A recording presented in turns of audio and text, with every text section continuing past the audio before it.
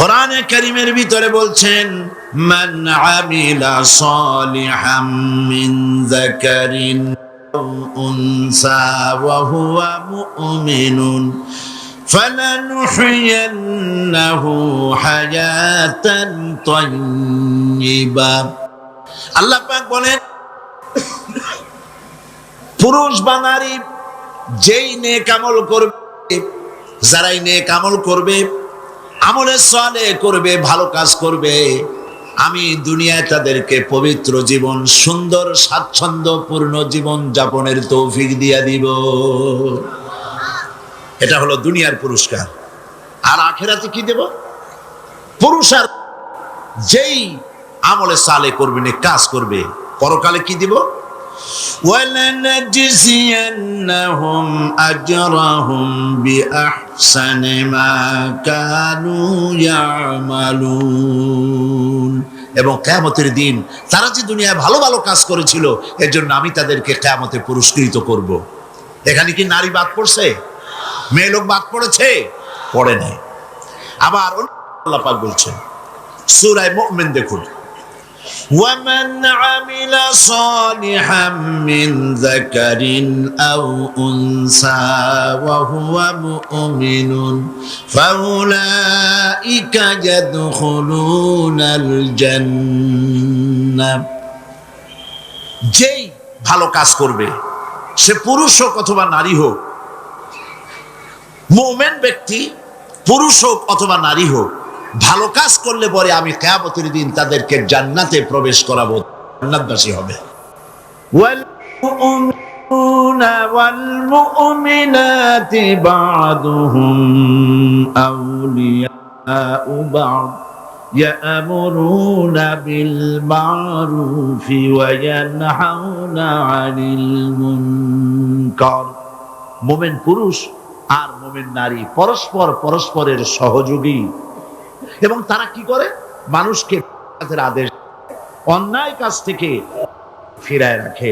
তারা নামাজকে প্রতিষ্ঠা করে, তারা যাকাতকে আদায় করে এবং আল্লাহ রাসূলের আনুগত্য করে চলে। তাহলে আয়াতে কারিমাগুলির, আল্লাহ পাকের এই আয়াতগুলির মধ্য দিয়ে আমরা বুঝতে পারলাম যে আল্লাহ পাক পুরুষ এবং নারীকে, এখানেই পুরুষের কথা প্রায়, সেখানে নারীর কথা সমভাবে আল্লাহ বলে নারী এবং পুরুষের সমান অধিকারের কথাই প্রতিষ্ঠিত করলেন। এমন এক সময় ছিল যখন কন্যা সন্তান জন্মগ্রহণ করাই ছিল পাপ, এবং সেই জাহালাতের যুগে কন্যা হয়েছে, মেয়ে হয়েছে, শুনলে পরে স্বামীর মুখ কালো হয়ে যেত, মুখটা মলিন হয়ে যেত, এবং বাচ্চাটাকে ধরে আছাড় মেরে ফেলে দিত। জীবিত অবস্থায় কবরের মধ্যে পুঁতে রাখত, পাথর মেরে মাথাটা থেতলো করে দিত।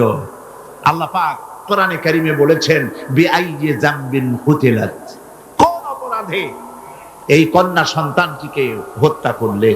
কি অপরাধটা? বনু তামিমের এক ব্যক্তি ইসলাম কবুল করার পর লোকটি কাঁদতেছিল। হাদিস শরীফে ঘটনাটি এসেছে। নবী করিম সাল্লাল্লাহু আলাইহি ওয়াসাল্লাম তাকে প্রশ্ন করলেন, তুমি কাঁদছো কেন?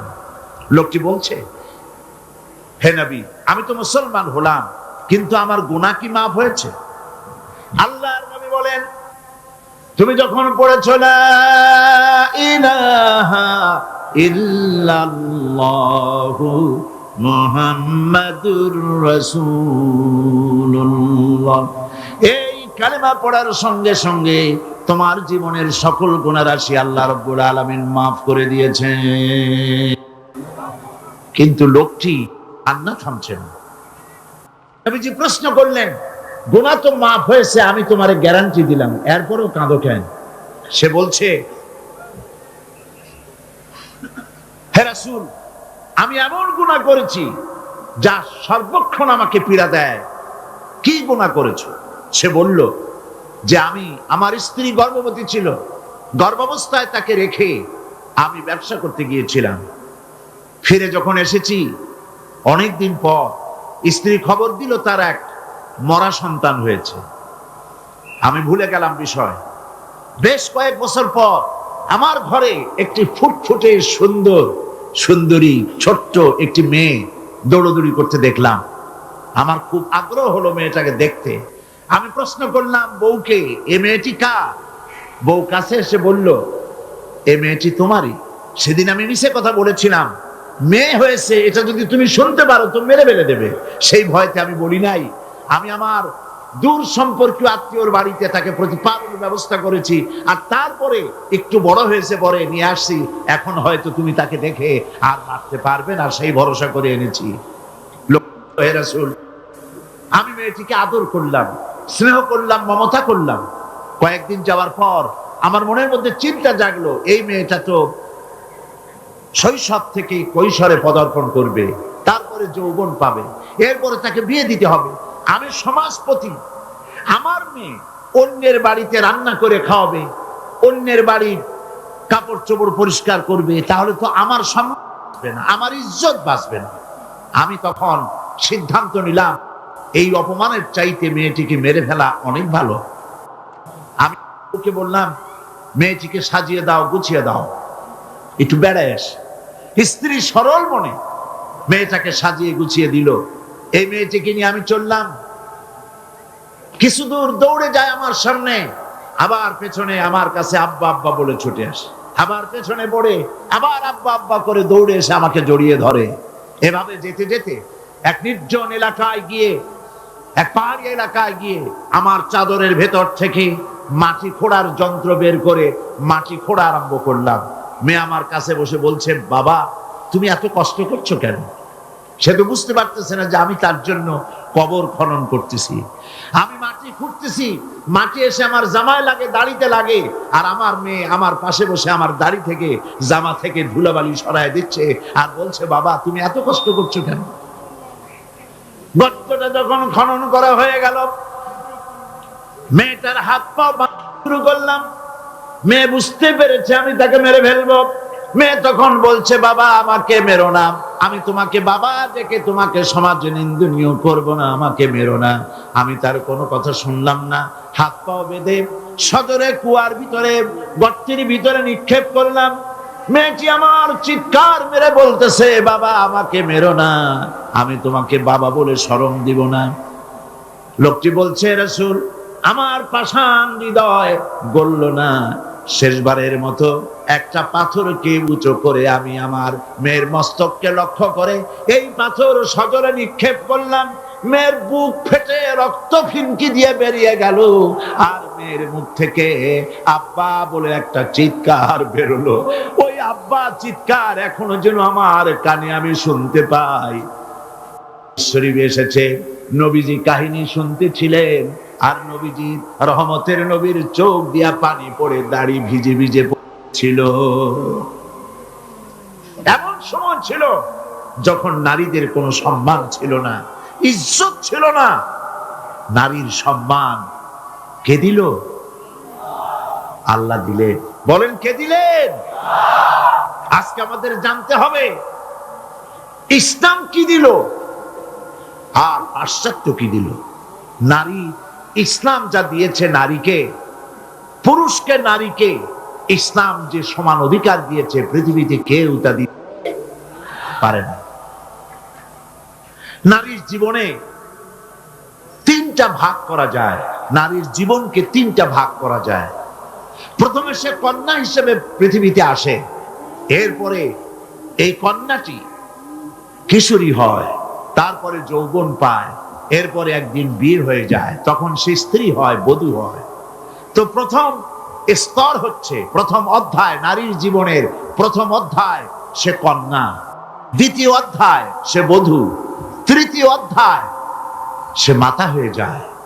ইসলাম এই তিন অধ্যায় নারীকে কি দিল, কি অধিকার দিল, এবং স্বামী আর স্ত্রীর মধ্যে কি সম্পর্ক গড়ে দিল ইসলাম, তা আমাদের জানা দরকার। দেখুন, নবী করিম সাল্লাল্লাহু আলাইহি ওয়াসাল্লাম একটা কন্যাকে কি মর্যাদা দিচ্ছে। হাদিস শরীফে এসেছে, কোন ঘরে একটি কন্যা সন্তান জন্মগ্রহণ করে, ওই ঘরের ভিতরে তখন এক রহমতের ফেরেশতা আসে, এসে বলে আসসালামু আলাইকুম ইয়া আহলাল বাইত, হে ঘরের মালিকেরা, হে ঘরের গৃহবাসীরা, তোমাদের উপরে আল্লাহর রহমত বর্ষিত হোক। ফেরেশতা চলে যায় কন্যাটির কাছে, ওই নবজাত কন্যার কাছে গিয়ে নূরের তৈরি পর দিয়ে এই কন্যার মাথা বুলায় আর বলতে থাকে, এই কন্যাটিকে যে যত্ন করবে, আদর করবে, আদর শিখাবে, সাহায্য করবে, আল্লাহর সাহায্য কিয়ামত পর্যন্ত তার সাথে অব্যাহত থাকবে। এই হাদিস ছেলের জন্য এরকম একটি হাদিস নাই, এরকম একটি হাদিস এসছে মেয়েদের জন্য। সুবহানাল্লাহ। নবীজি বলছেন, মান আলা জারিয়াতাইনি হাত্তা তাবলুগা জা ইয়াউমাল কিয়ামাতি আনা ওয়া হুয়া কাহাতাইনি ওয়া দাম্মা আসাবিহু, আখরাজাহু মুসলিম। মুসলিম শরীফের হাদিসের মধ্যে এসেছে, আল্লাহর নবী বলেন, যদি কারো দুটি কন্যা সন্তান হয় আর ওই কন্যা সন্তানটিকে বয়সপ্রাপ্ত হওয়া পর্যন্ত যদি তাকে প্রতিপালন করে এবং তাকে সহযোগিতা করে, কিয়ামতের দিন আমি মুহাম্মদ সাল্লাল্লাহু আলাইহি ওয়াসাল্লাম আর ওই দুই কন্যার পিতা পাশাপাশি অবস্থান করব জান্নাতে। এই কথা ছেলেদের ব্যাপারে বলা হয় নাই, কাদের ব্যাপারে বলা হয়েছে? মেয়েদের ব্যাপারে। নবী করিম সাল্লাল্লাহু আলাইহি ওয়াসাল্লাম বলেছেন, ওয়ান জাবির বিন আব্দুল্লাহ রাদিয়াল্লাহু তাআলা আনহু قال قال رسول الله صلى الله عليه وسلم من كان له ثلاث بنات يربيهن ويكفيهن ويرحمهن فقد وجب له الجنة। নবীজি বলেন, তিন কন্যার পিতা যদি কেউ হয় আর ওই তিনটি কন্যাকে যদি কেউ স্নেহ করে, আদর করে, আদব শিখায়, দিন শিখায় আর এবং সৎপাত্রস্থ করতে পারে, নবীজি বলছেন ওই পিতার জন্য কিয়ামতের দিন আল্লাহ পাক জান্নাত ওয়াজিব করে দিবেন, জান্নাত তার জন্য ওয়াজিব হয়ে যাবে। করিম সাল্লাল্লাহু আলাইহি ওয়াসাল্লাম বলেছেন, লা তাকরিহুল বানাত ফা ইন্নী আবুল বানাত। রাসূলুল্লাহ সাল্লাল্লাহু আলাইহি ওয়াসাল্লাম, কন্যাদের ঘৃণা করো না, কারণ আমি মুহাম্মদ সাল্লাল্লাহু আলাইহি ওয়াসাল্লাম কন্যাদের পিতা। সুবহানাল্লাহ। যারা কন্যা সন্তান হলে পরে মুখ কালো করেন, অনেক পুরুষ আছে যখন স্ত্রী গর্ভবতী হয় বন্ধুদের কাছে খবর দেয়, আল্লাহ আমারে সন্তান দিবেন, দোয়া করো। তারপরে যখন খবর পাওয়া গেল ডেলিভারি করেছে একটা মেয়ে, মুখটা মলিন হয়ে যায়। বন্ধুরা জিজ্ঞেস করলো, কই সন্তান হবে বললে, কতদিন চলে গেল, কোনো খবর টবর যে দিলে না। কয় যে বলার মতো না। কি? কয় যে মাইয়া হয়েছে, একটা মেয়ে হয়েছে, এটা বলার মতো না। মুখটা কালো হয়ে যায়, স্ত্রীর সঙ্গে কথা বলে না। বারবার মেয়ে হলে, এমনও খবর পাওয়া গেছে বারবার মেয়ে হয়েছে, স্ত্রীকে পর্যন্ত দিয়ে দিয়েছে। নাউজুবিল্লাহ। মেয়ে হওয়ার জন্য স্ত্রী কি দায়ী? কে দায়ী? স্বামী দায়ী? তো খামাকে কেন মুখ মলিন করেন? আল্লাহ রাব্বুল আলামিন বলেছেন কোরআনে কারীমের মধ্যে, আমি কাউকে ছেড়ে দেই, কাউকে মেয়ে দেই, কাউকে ছেলেও দেই, মেয়েও দেই, কাউকে কিছুই দেই না। ইন্নাল্লাহা আলা কুল্লি শাইইন কাদির। সমস্ত জিনিসের উপরে ক্ষমতা কার?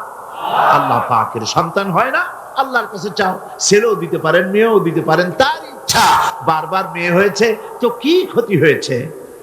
কি ক্ষতি হয়েছে?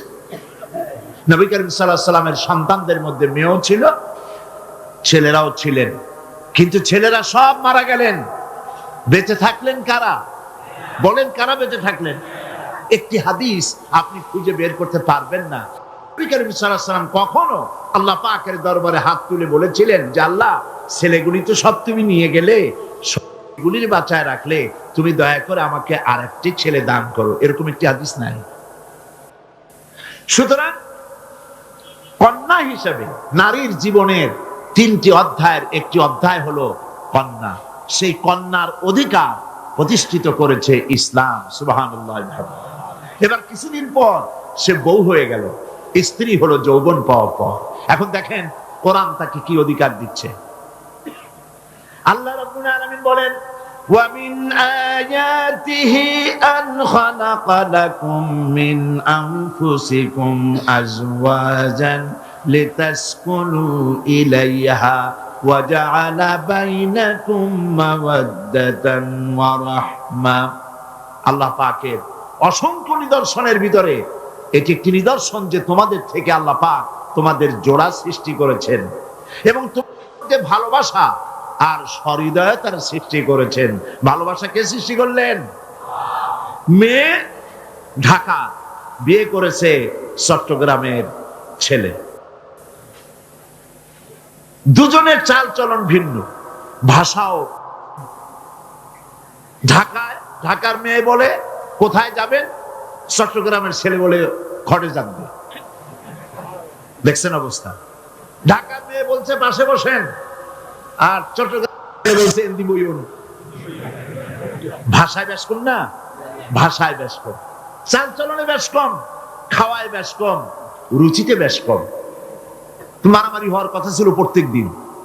আল্লাহ পাক বলেন আমি ভালোবাসার সৃষ্টি করেছি দুজনের মধ্যে। সুবহানাল্লাহ, আমি ভালোবাসার সৃষ্টি করেছি। জাআলা বাইনাকুম মাওয়াদ্দা, পরস্পর পরস্পরের জন্য আকর্ষণ সৃষ্টি করেছি। ওয়া রাহমা, আর সহৃদয়তা করুণার সৃষ্টি করেছি। যখন বার্ধক্যে পৌঁছে যায় স্বামী আর স্ত্রী, তখন উভয়ের মধ্যে করুণার সৃষ্টি করে দেই। সুবহানাল্লাহ বলবেন না? তো তোমার থেকে তোমার জোড়া সৃষ্টি করা হয়েছে, এখন এই স্ত্রীর প্রতি সদ্ব্যবহার কর। وَلَهُنَّ مِثْلُ الَّذِي عَلَيْهِنَّ بِالْمَعْرُوفِ। আল্লাহ পাক বলেন সদ্ব্যবহার পাওয়ার ওই পরিমাণ অধিকার নারীদের উপরে তোমার আছে যতখানি অধিকার নারীদের উপর পুরুষের আছে। সদ্ব্যবহার শুধু তার কাছেই আশা করো না, সেও তোমার কাছে যে সদ্ব্যবহার আশা করে সেটাও তুমি তাকে দিতে শেখো। হুন্না লিবাসুন লাকুম ওয়া আনতুম লিবাসুন লাহুন্না। ইসলাম কোথায় নিয়ে গেছে, সম্পর্ক কত বাড়িয়ে দিল। হুন্না লিবাসুন লাকুম ওয়া আনতুম লিবাসুন লাহুন্না। তোমরা স্ত্রী তোমার ভূষণ স্বরূপ, আর তুমি তোমার স্ত্রীর ভূষণ স্বরূপ। ভূষণ মানে কি? পোশাক। পোশাকের কথা কেন বলা হলো? এই জন্য বলা হয়েছে পোশাক মানুষের কয়েকটা উপকার করে, শুধু শীত আর গরম নিবারণ করে না। পোশাক মানুষের আয়েব ঢেকে রাখে, পোশাক মানুষের সম্মান, তার লজ্জা ঢেকে রাখে। এই একের সাথে অপরের পোশাকের দৃষ্টান্ত আল্লাহ পাক দিলেন। এর অর্থ হচ্ছে পরস্পর পরস্পরের আয়েবকে ঢেকে রাখবে। একজন আরেকজনের আয়েবকে মানুষের সামনে পেশ করবে না, একজন আরেকজনকে শরম দিবে না, পরস্পরের সাথে মিলেমিশে থাকবে। একথা আল্লাহ পাক বললেন। ওয়াশিরুহুন্না বিল মারুফ, আর তোমরা স্ত্রীদের সাথে সদ্ব্যবহার করো। কে বলছেন? আল্লাহ পাক বলছেন। স্ত্রীদের ভিতরে সদ্ব্যবহার স্ত্রীদের সাথে কিভাবে করতে হবে, সব ব্যাপারে রাসূলুল্লাহ হচ্ছেন আদর্শ। লাকাদ কানা লাকুম ফি রাসূলিল্লাহি উসওয়াতুন হাসানাহ। সমস্ত ব্যাপারে তোমাদের জন্য মহত্তম আদর্শ হলেন নবী করিম সাল্লাল্লাহু আলাইহি ওয়াসাল্লাম। হুজুর সাল্লাল্লাহু আলাইহি ওয়াসাল্লাম বলেছেন তোমাদের মধ্যে উত্তম সেই যে ব্যক্তি তোমাদের স্ত্রীর কাছে উত্তম। আমি আমার স্ত্রীদের কাছে উত্তম ব্যক্তি। সুবহানাল্লাহ বলবেন না? এবার দেখেন নবীজি আদর্শ দেখালেন স্বামী স্ত্রীর সঙ্গে সম্পর্কটা কেমন হবে। হযরতে খাদিজা রাদিয়াল্লাহু তাআলা আনহা আর নবীজির ভিতরে কেমন মহব্বত ছিল, কেমন আকর্ষণ ছিল। তিনি যখন হযরত খাদিজাকে বললেন, খাদিজা আল্লাহ আমাকে নবী বানিয়েছেন, আমার উপর ঈমান আনো, এক আল্লাহর উপরে ঈমান আনো। হযরতে খাদিজা এক মুহূর্ত, একটি চোখের পলকও তিনি দেরি করেন নাই। যখনই নবীজি তাকে ঈমান আনতে বলেছেন, হযরত খাদিজা পড়েছেন লা ইলাহা ইল্লাল্লাহু মুহাম্মাদুর রাসূলুল্লাহ। নবী করিম সাল্লাল্লাহু আলাইহি ওয়াসাল্লাম বলেছেন আকাশ আকাশের নিচে জমিনের উপরে খাদিজার মতো উত্তম মহিলা পৃথিবীতে আর নাই।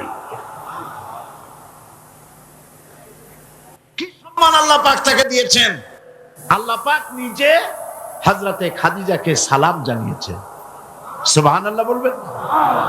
হেরা পাহাড়ে হযরতে জিবরাইল আলাইহিস সালাম নবীজির সঙ্গে কথা বলছেন, ওহী নিয়ে এসেছেন। কিছুক্ষণ পরে হযরতে জিবরাইল বলেন, ইয়া রাসূলুল্লাহ, আমি দেখতে পাচ্ছি খাদিজা আপনার জন্য খানা নিয়ে আসতেছেন। খাদিজা যখন আপনার কাছে পৌঁছে যাবে, আপনি খাদিজাকে বলবেন, আল্লাহ রাব্বুল আলামিন আজ আমি আসার সময় আমার মাধ্যমে খাদিজাকে সালাম জানিয়েছেন। হযরতে খাদিজা যখন নবীজির কাছে পৌঁছে গেছেন, আল্লাহর নবী বলেন, খাদিজা তোমার জন্য আজকে একটি সুসংবাদ আছে। তিনি বললেন, আমার জন্য কি খবর, কি সুসংবাদ? হযরতে রাসূল বলছেন, খাদিজা শোনো, এইমাত্র জিবরাইল আমার কাছে চলে গেলেন, আর জিবরাইল বলে গেলেন আল্লাহ রাব্বুল আলামিন তোমাকে সালাম জানিয়েছেন। হযরত খাদিজা ডুকরে কেঁদে উঠলেন। তিনি বললেন, ইয়া রাসূলুল্লাহ, আমার মানব জন্ম সার্থক হয়ে গেছে। আল্লাহ আমারে সালাম জানাইছেন, এর চাইতে সৌভাগ্য আমার জীবনে আর কিছুই নাই। তবে নবীজি, আল্লাহর সালামের জবাব কেমনে দিতে হয় আমি জানি না। আপনি দয়া করে আমার পক্ষ থেকে আল্লাহর সালাম যেমনে দিলে আল্লাহ খুশি হয় তেমনি আপনি দিয়া দিবেন। কি মহব্বত স্বামী আর স্ত্রীর ভিতরে ছিল হযরতে খাদিজা, হযরতে রাসূল করিম সাল্লাল্লাহু আলাইহি ওয়াসাল্লাম। নবী করিম সাল্লাল্লাহু আলাইহি ওয়াসাল্লামের ঘরে হযরত খাদিজা যতদিন ছিলেন আরেকটি বিবাহ তিনি করেননি। হযরত আয়েশা বলছেন, নবীজি আমার কাছে ঘুমানো ছিলেন, গভীর রাত্রে আমার ঘুম ভেঙে গেল। আমি চিন্তা করলাম নবীজি কোথায় গেলেন। মনে করলাম অন্য কোন স্ত্রীর ঘরে গেছে নাকি। আমি খুঁজতে লাগলাম, কোন ঘরে পাওয়া গেল না। খুঁজতে খুঁজতে অবশেষে আমি নবীজিকে পেলাম রিয়াদুল জান্নাতের ভেতরে, মসজিদে নববীর জান্নাতের টুকরার ভেতরে বসে নবীজি মোনাজাত করতেছেন। আমিও পিছনে আল্লাহর দরবারে হাত তুললাম। নবীজি বলতেছিলেন, রব্বুল আলামিন কঠিন ওই হাসরের ময়দানে মা তার সন্তান ভুলে যাবে, তার সন্তান ভুলে যাবে, স্বামী তার স্ত্রীকে হারায় ফেলবে, স্ত্রী তার স্বামীকে চিনবে না। ওই কঠিন হাসরের ময়দানে তাআলা আমি যেন আমার খাদিজারে হারায় না যাই। মোনাজাত শেষ হওয়ার পর হযরত আয়েশা বলেন, ইয়া রাসূলুল্লাহ, খাদিজা এই বুড়ির কথা এখনো কেন আপনার মনে পড়ে? খাদিজার পরে কুমারী মেয়েও তো আপনি বিয়ে করেছেন, খাদিজার কেন বুড়ির কথা ভুলতে পারেন না? নবীজি বলেন, আয়েশা রে, খাদিজার সম্পর্কে এরকম কথা আর তুমি বলবে না। তোমরা জানো না, তোমরা সবাই আমার সুদিনের স্ত্রী, আর খাদিজা আমার এমন সময়ের স্ত্রী যখন এই মক্কা নগরীতে মুহাম্মদ সাল্লাল্লাহু আলাইহি ওয়াসাল্লামের পাও রাখার জায়গা ছিল না। হযরত আয়েশা বললেন, ইয়া রাসূলুল্লাহ, আমি ক্ষমা চাই, আমাকে মাফ করে দিন। আমি খাদিজার সম্পর্কে এমন কথা আর উচ্চারণ করব না, তবে খাদিজার সম্পর্কে আমারে কিছু কথা শোনান। হযরতে নবীজি বলেন, আয়েশা রে, শোনো, আমার সঙ্গে বিবাহের পর খাদিজার ধন সম্পত্তি যা ছিল আল্লাহর রাস্তায় সব উজাড় করে দিয়েছে। কতদিন না খেয়ে থেকেছে, একদিনের জন্য বলে নাই আপনার সাথে বিয়ে হয়েছে বলে আজ আমি না খাইয়ে আসি। সারাদিন সারা রাত দাওয়াতের কাজ করে আমি যখনই দরজার কাছে ফিরেছি, যত রাত হোক না কেন, একবার বলেছি খাদিজা, অমনি দরজা খুলে গেছে। আমি প্রশ্ন করেছি, খাদিজা, যত রাত্রে আসলাম একদিনও দুইটা দাগ দেওয়া লাগলো না, তুমি কি ঘুমাও না? হযরতে খাদিজা বলেছেন, ইয়া রাসূলুল্লাহ, আপনি দ্বীনের দাওয়াতের জন্য ব্যস্ত, কষ্ট করেন। আমি মনে মনে ভাবি, আমি যদি ঘুমায় থাকি রাতের বেলায়, আর নবীজি যদি দরজার কাছে এসে খাদিজা খাদিজা বলে ডাকাডাকি করেন। উঠতে যদি আমার দেরি হয় আল্লাহর নবীর সঙ্গে বেয়াদবি হয়ে যাবে, এইটা মনে করে বিছানায় না ঘুমাইয়া যতক্ষণ আপনি না ফেরেন এই দরজাটার সাথে পিঠ লাগাইয়া দাঁড়াইয়া দাঁড়াইয়া ঘুমায়। হযরত আয়েশা বলেছেন, আমাদের ঘরে রান্না বান্না তেমন হতো না, আমাদের ঘরে তেমন গোশত খাওয়ার সুযোগ আমাদের কিসমতে তেমন হতো না। যদি কোনোদিন আমাদের ঘরে দুম্বা বা ছাগল জবাহ হতো, গোশতগুলি নবীজি কেটে ভাগ করে সমস্ত স্ত্রীদের ঘরে দিয়ে দিতেন। এরপরে কয়েকটা গোশতের টুকরা একটা টোপলায় নিয়ে হযরত খাদিজা মদিনার অলিতে গলিতে ঘুরে বেড়াতেন। খাদিজার কোন বান্ধবী পাওয়া যায় কিনা। সুবহানাল্লাহ। নবী করিম সাল্লাল্লাহু আলাইহি ওয়াসাল্লাম তার স্ত্রীদেরকে ভাবে ভালোবাসতেন, আর স্ত্রীরাও নবীর জন্য এভাবে ভালোবাসতেন, ভালোবাসা দিতে। স্ত্রীর অধিকার ইসলাম দিয়েছে, আর কেউ দিতে পারে না। আর এই স্ত্রীদের মধ্যে সব থেকে উত্তম স্ত্রী কে? নবীজি বলেছেন, আদ-দুনিয়া কুল্লুহা মাতাউন ওয়া খায়রুল মাতাইদ দুনিয়া ইমরাতুস সালিহা। দুনিয়ার সবকিছু এর মধ্যে উত্তম নিয়ামত হচ্ছে পতিপরায়ণা। সুবহানাল্লাহ। হুজুর বলেছেন, তিনটি জিনিস আমি পছন্দ করি, তিনটি জিনিস আমার প্রিয়। একটি হলো নামাজ, একটি হলো সুগন্ধ, আর একটি হলো স্ত্রী। সুবহানাল্লাহ। এই স্ত্রীকে সমান অধিকার দিয়েছে নবীজি। আল্লাহর ইসলাম সমান অধিকার দিয়েছে। নারীর অর্থনৈতিক অধিকার প্রতিষ্ঠিত করেছে ইসলাম, তাকে অর্থনৈতিক অধিকার দিয়েছে, মহারানার ব্যবস্থা করেছে। কোরআন বলছে, ফাতুহুন্না উজুরাহুন্না ফারিদা, ফরজ রূপী দায়িত্ব হিসাবে স্ত্রীর মহারানার টাকা আদায় করে দাও। বহু মুসলমান আছে মহারানার টাকা আদায় করে না, বরং আজকাল তো নতুন সিস্টেম চালু হয়েছে মানুষকে শোনাবার জন্য। বিবাহের মজলিসে বলা হয়, অমুকের মেয়ে অমুকের ছেলে বিয়ের মহারানা কত? 5,55,555 পয়সা। সামনে একটা টাকা বা পয়সা জিরো থাকতে পারবে না, একটা নিয়ম নীতি করে নিচ্ছে। এই টাকাগুলি মহারানার টাকা সঠিকভাবে আদায় করা হয় না অনেক ক্ষেত্রে, একথা ঠিক কিনা? বরং উল্টো করে মহারানা আদায় করা হয় মেয়ে পক্ষের কাছ থেকে, কন্যা পক্ষের কাছ থেকে। এইটাকে কি বলা হয়? এইটাকে কি বলা হয়? এটা হলো যৌতুক নামের কৌতুক। মেয়ে পক্ষের কাছ থেকে টাকা আদায় করা। মেয়ে পক্ষ যদি ইচ্ছে করে বর পক্ষকে যদি টাকা দেয়, পয়সা দেয়, গাড়ি দেয়, বাড়ি দেয়, কোনো আপত্তি নেই, দিতে পারে। কিন্তু ডিমান্ড করে নেওয়া, চেয়ে নেওয়া সম্পূর্ণ হারাম। কন্যার পিতার মাথা 12 বছর, 18 বছর, 20 বছর, 25 বছর লালন পালন করে কলিজার টুকরা সন্তানটাই তো দিয়ে দিল। এর চাইতে টেলিভিশন, গাড়ি বাড়ি বেশি হয় কি করে? এই যৌতুক বাংলাদেশের সর্বত্র আছে, অবশ্য চট্টগ্রামে নাই। আছে। ছেলে যদি এমএ পাস করে, ইঞ্জিনিয়ারিং পড়ে, লয়ার হয়েছে,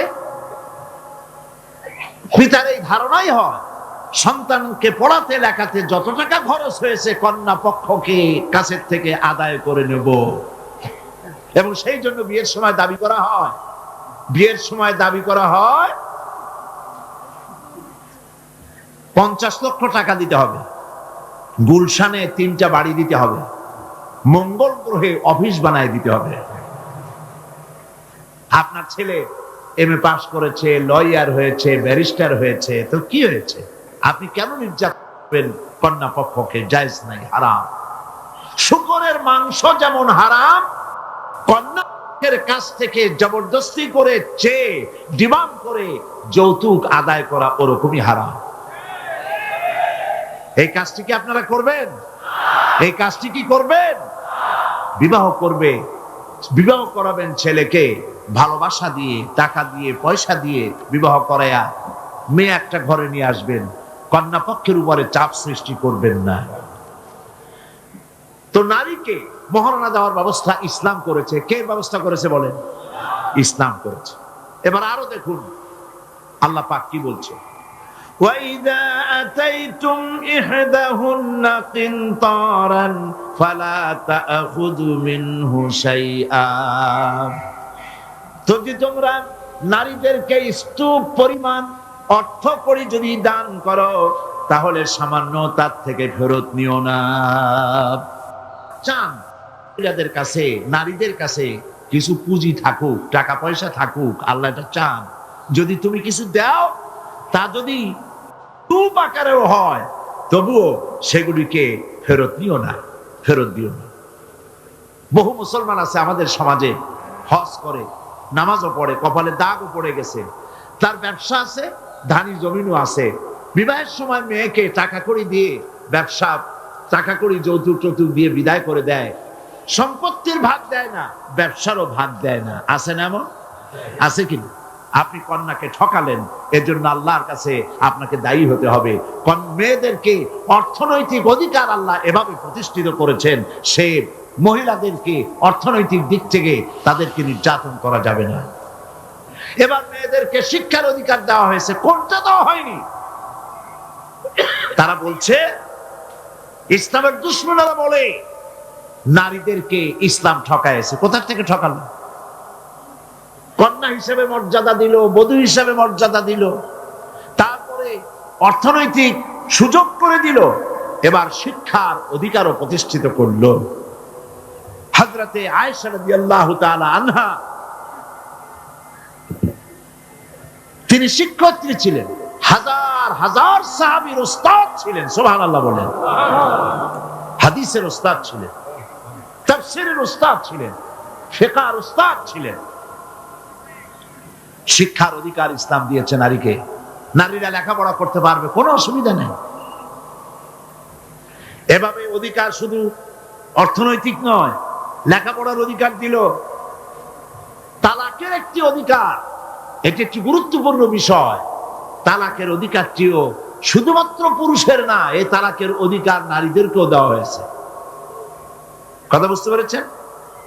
তালাকের অধিকার, বিবাহ বিচ্ছেদের অধিকার শুধু পুরুষের নয়, নারীকেও দেওয়া হয়েছে।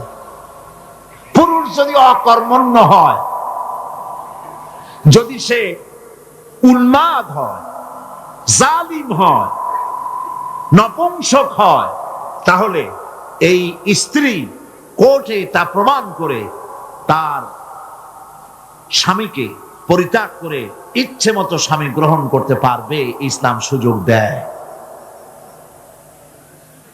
তালাক, কথায় কথায় তালাক দেওয়ার একটা রেওয়াজ আমাদের দেশে আছে। বাংলাদেশে যদি আল্লাহ কোনদিন দয়া করে ইসলামী রাষ্ট্র প্রতিষ্ঠিত করে দেন, তাহলে কথায় কথায় তালাক দেওয়ার এই প্রথাকে বন্ধ করে দেওয়া হবে। তরকারিতে লবণ কম হয়েছে, শুটকি মাছে ঝাল হইল কেন, এই সব কথা বলে তালাক দেওয়া যাবে না।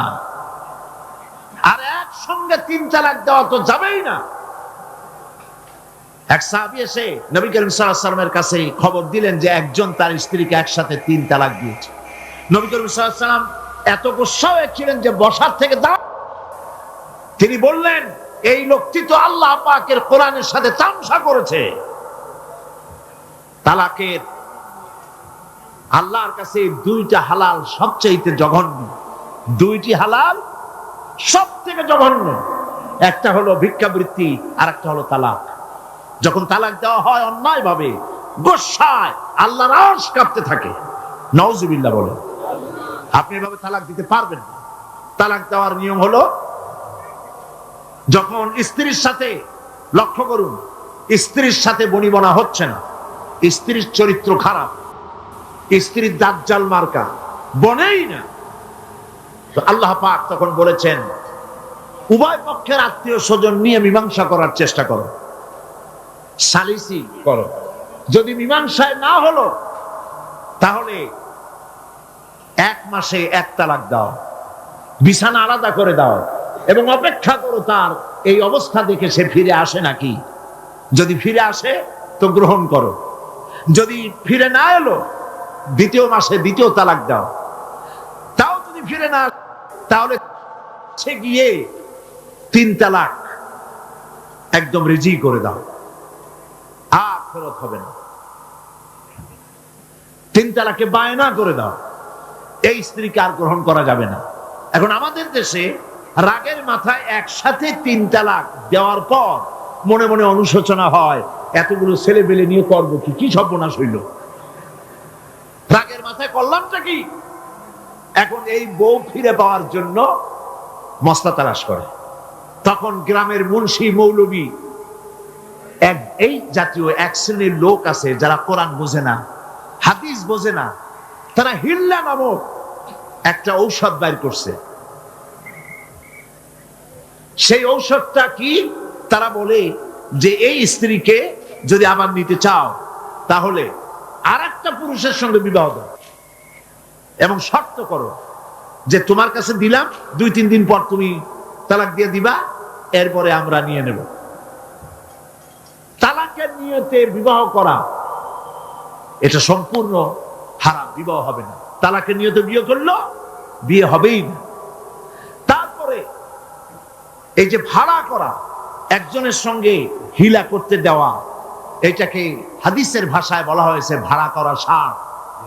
ভাড়া করা ষাট। ইসলামে এই ধরনের কোন বিধান নাই। সবাই কান খুলে শুনুন, হিল্লা করার যে ব্যবস্থা বাংলাদেশে গ্রামে গঞ্জে আছে, শরীয়তের কোন অস্তিত্ব নাই। কেউ যদি তার স্ত্রীকে তালাক দেয় আর এই স্ত্রীকে আবার ফেরত নিতে চায়, পর্যন্ত ফেরত দিতে পারবে না। একটা পথ আছে, সেই পথটা হলো এই ইচ্ছে করে কোন স্বামী গ্রহণ করেন, আর সেই স্বামী যদি ইচ্ছে করে ঘটনাচক্রে তালাক দেয় অথবা ঘটনাচক্রে সেই স্বামীর যদি মৃত্যু হয়, তাহলেই কেবলমাত্র প্রথম স্বামীর কাছে আসতে পারবে। এছাড়া প্রথম স্বামীর কাছে আসা কিয়ামত পর্যন্ত সম্ভব নয়। এইটা ইসলাম করেছে দৃষ্টান্তমূলক শাস্তি দেওয়ার জন্য। কথায় কথায় তালাক দেবা, বাগুন ভর্তায় মরিচ হইল কেন, এই সব শয়তানি চলবে না। এইটার জন্যই এই বিধান করা হয়েছে। তালাক কখনো রাগের মাথায় এই জঘন্য কাজ কেউ করবেন না। যদি করতেই হয় তাহলে 3 মাসে 3 তালাক হবে, একসাথে 3 তালাক দেওয়া যাবে না। যদি কেউ একসাথে 3 তালাক দিয়ে বসে, তালাক হয়ে যাবে, এটাও মনে রাখবেন, তালাক হয়ে যাবে। তবে আল্লাহ পাক অসন্তুষ্ট হবেন, নারাজ হবেন, গোসায় আল্লাহর আরশ কাঁপতে থাকে। এই কাজটি কখনো করবেন না। আল্লাহ পাক তালাক চান না, আল্লাহ চান স্বামী স্ত্রীর মধ্যে মহব্বত পয়দা হোক। সুবহানাল্লাহ। যদি স্ত্রীর উপর রাগ হয়, কখনো মন খারাপ হয়, আল্লাহ বলছেন ওয়ালা তানসাউল ফাদলা বাইনাকুম, তোমরা পরস্পরের অনুগ্রহকে ভুলে। আজকের একটা ব্যাপারে মন খারাপ হইছে, তুমি চিন্তা করো তোমার জীবনের অনেক ক্ষেত্রে এই স্ত্রীর অনেক অবদান আছে, সেগুলিকে মনে করে আজকেরটা মাফ করে দিবেই তো সারি। সুবহানাল্লাহ। আল্লাহ পাক চান না স্বামী স্ত্রীর ভিতরে অসন্তুষ্টি থাকুক এবং তালাক পর্যায়ে চলে যান। একবার নবী করিম সাল্লাল্লাহু আলাইহি ওয়াসাল্লাম বসে আছেন মসজিদে নববীর ভিতরে, মুখ মলিন, সাহাবায়ে কেরাম ভয়তে কথা বলতে পারছেন না। কিছুক্ষণ পর হুজুর হযরত আলী হযরত ফাতেমার ঘরে ঢুকলেন, বেরিয়ে আসতেন হাসি মুখে। তিনি প্রশ্ন করলেন, সাহাবায়ে কেরাম জিজ্ঞেস করলেন, হে রাসূল, একটু আগে আপনার মুখ এত মলিন ছিল আর এখন আপনি এত হাসি খুশি, আমরা তো তখন কথা বলতে সাহস পাইনি। হুজুর কি হয়েছিল? আল্লাহর নবী বলেন, ওদের মধ্যে মনোমালিন্যের সৃষ্টি হয়েছিল আর আমার মনটা খারাপ হয়ে গিয়েছিল। ওদের, বুঝতে পারছেন তো, হযরত আলী এবং ফাতেমার মধ্যে মনোমালিন্য সৃষ্টি হয়েছিল, আমার মনটা খারাপ হয়ে গিয়েছিল। আমি ভেতরে গেলাম, উভয়ের সঙ্গে কথা বললাম। এখন তারা দুজনের মধ্যে তাদের ভুল বুঝাবুঝির নিরসন হয়েছে, আমার মনটা খুশি হয়ে গেছে। নবীজি বলেন, ফাতেমাকে যে কষ্ট দেয় সে আমাকে কষ্ট দেয়, কারণ ফাতেমা আমার কলিজার টুকরা। স্বামী এবং স্ত্রীর মধ্যে সম্পর্ক ভালো থাকতে হবে, অধিকার সমান, তবে স্বামীর মর্যাদা বেশি। মর্যাদা কার বেশি? স্বামীর মর্যাদা বেশি। তিরমিজি শরীফের হাদিসে এসেছে,